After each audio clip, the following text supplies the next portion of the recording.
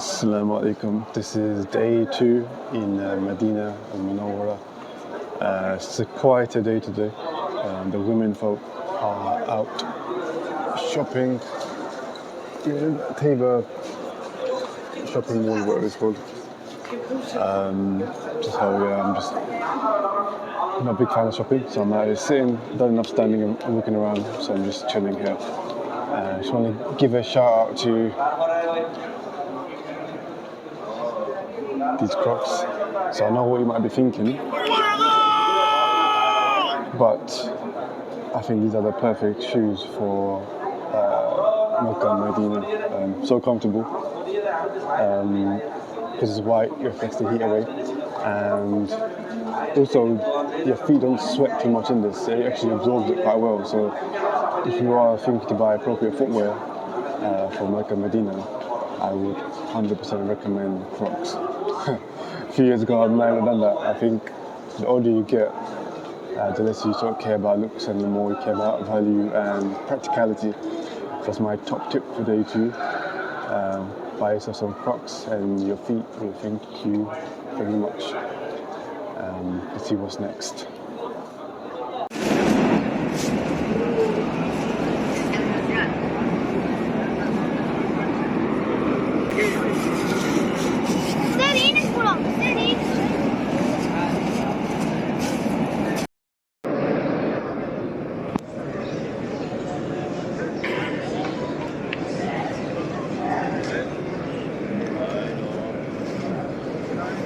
This is the old mosque side, and as you can see it's very busy, very packed. It's only about 40 minutes or so before salah, so everyone tries to pray here. It's of course near the Roda, and it's an in-demand place to pray. If you go anywhere else around the mosque you'll get a nice easy spot, but here it's very, very busy.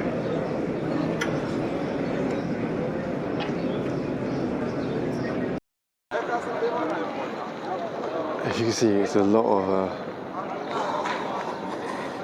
these sort of barriers around.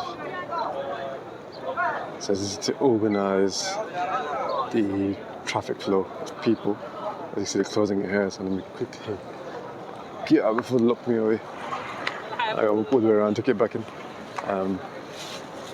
But yeah, especially before Salah, they tend to raise these barriers up to control the traffic, and then they start beginning the Iftar preparations. It is very organised, and well, somewhat apparently yesterday when it came to the Roda for the women, they went a bit crazy and they actually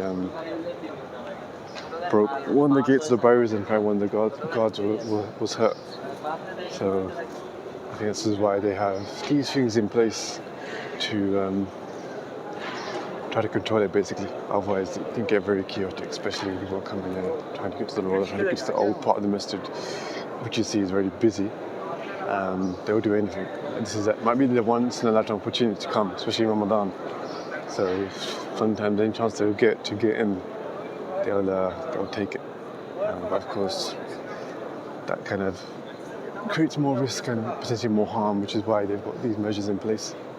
And they decide how they do it. And it's just some of the stuff you see, like a lot more barriers than normal. And also, I managed to get a slot for the Roda, alhamdulillah. It just randomly showed up since I woke up this morning. So we'll see how that goes. I thought there might be a few hour wait to get in. My mate, he had the ticket or the permit. He waited a few hours and he still didn't get in. So that'll be a test of sabr and patience, and yeah, we'll see if that happens or not. If Allah wills, inshallah. But if you see on this side, it's a lot more spacious, a lot more chill.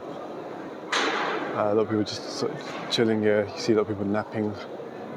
I was tempted to have a nap, but then to go out and do wudu was quite far away, so I'm not sure how they're going to do that.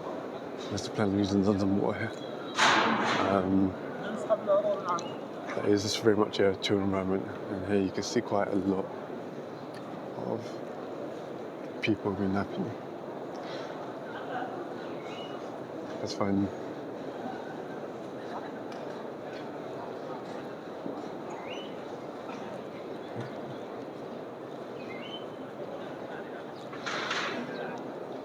A lot of nappies.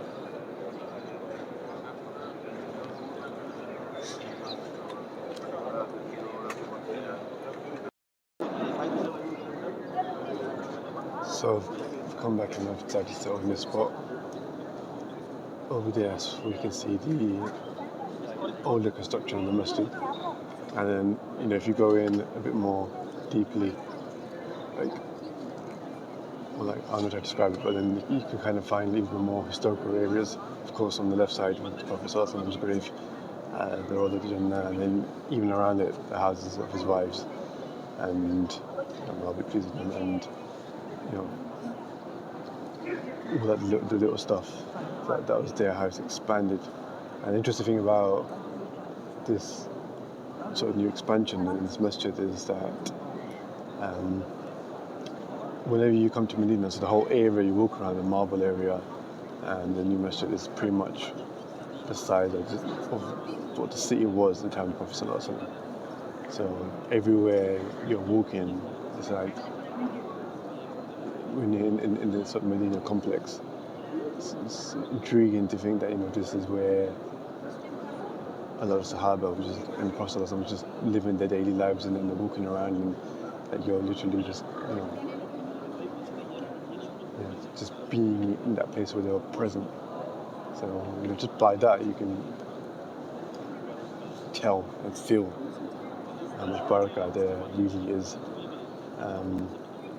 But yeah, what I'm going to try to do today is also see if I can capture those that, you know, offer iftar. Not offer iftar, those that organize iftar. Because what happens is normally you come into on the gates, and somebody invites you along, takes your hand, and guides you to your place to sit down. Yesterday I met a brother called Abdul Razak, born in Medina, speaks very good English, and just like, you know, sorted me out very nicely. He was so hospitable. I was meant to go and see my mate and sit with him, but then when you're sort of taken like that and invited, you feel obliged to stay where you are and not move, which was the case. So I ended up breaking my fast far away from my friend. But the way they do it, I'll try capturing it today if I can, just to see how they invite people to come and break their fast in the masjid. It is beautiful and it is heartwarming, and yeah, I'll try to get that. And we can see the birds coming around and enjoying their time here. SubhanAllah, the barakah is here, and you can't deny it.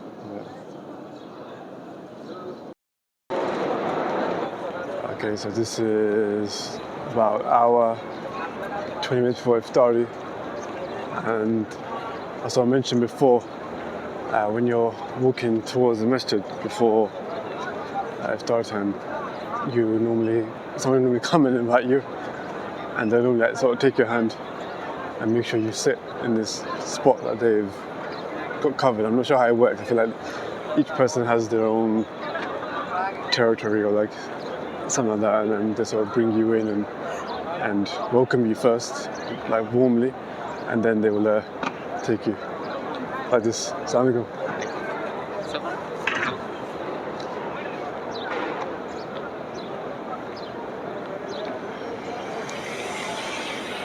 So it didn't take long at all.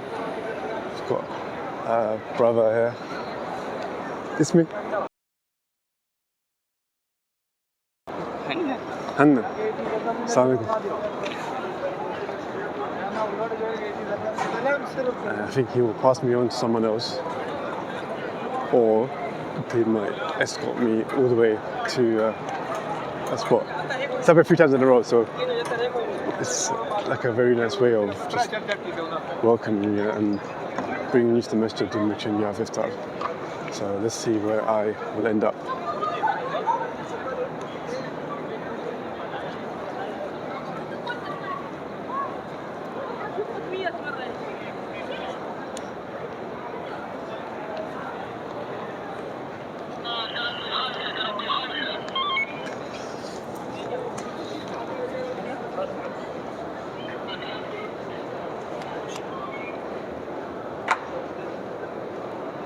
Just come in, feel the nice, really cool AC.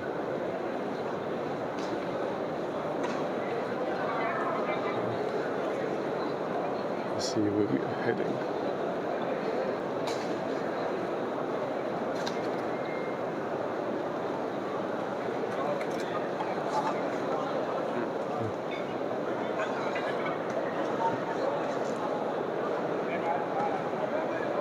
So somebody tried to claim me, but it seems like they're quite protective over the guests. They make sure that they allocate their guests to their spot. So it feels quite beautiful.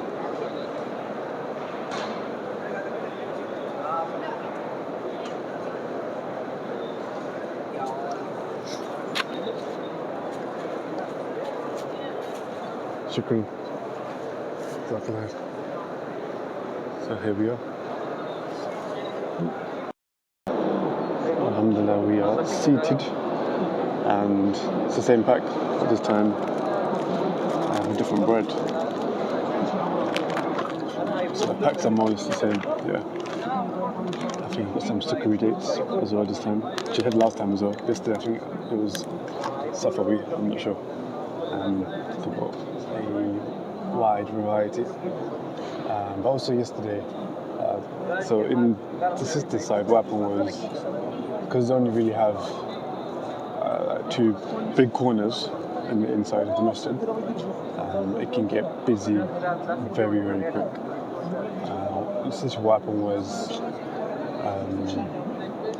like for mum and missus, they basically didn't get any food. So we were meant to meet up some other people, but everyone scattered, nothing went to plan. So they went down to the women's section and it was rammed and very packed. And they were sitting on the walkway.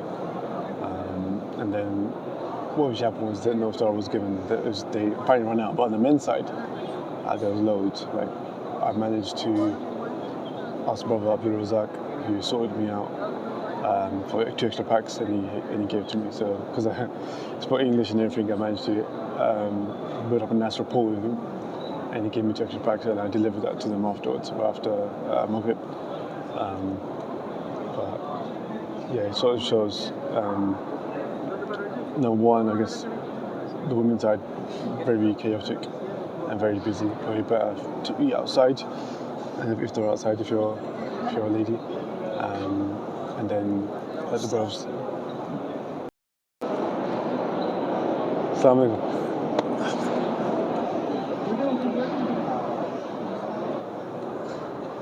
Time. Iftar. 17 25. Okay, it's only me asked the time. I thought the man wanted to be in my vlog.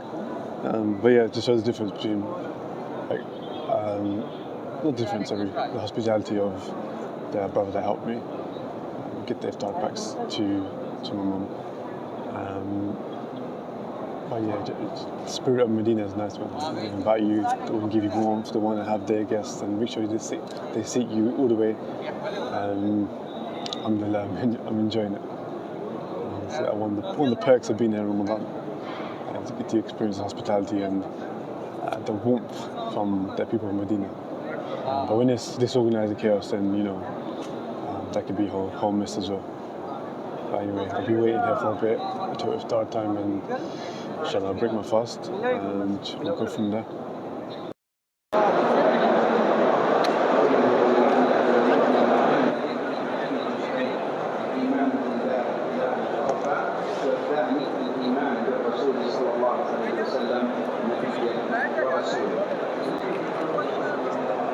So as you can tell, I've got more energy now after having dates, zamzam water, coffee and tea and yogurt and bread. I'm very, very energized. Zamzam was over there. So my energy is back. I feel like I'm awake again. And this is like basically Medina inside the masjid after iftar. And I mean, you can see people are serving coffee and tea still, the Arab Kahwa. I'm trying to say it properly, keep butchering it. And you can see there's a lot of that around. People just handing it around. People saying salah, people smiling. Everyone's well fed. Everyone's like happy again. No one's hungry no more. And the atmosphere is amazing, man. It's so nice, and yeah, you feel it when you're here. So I wanted to share a glimpse of it.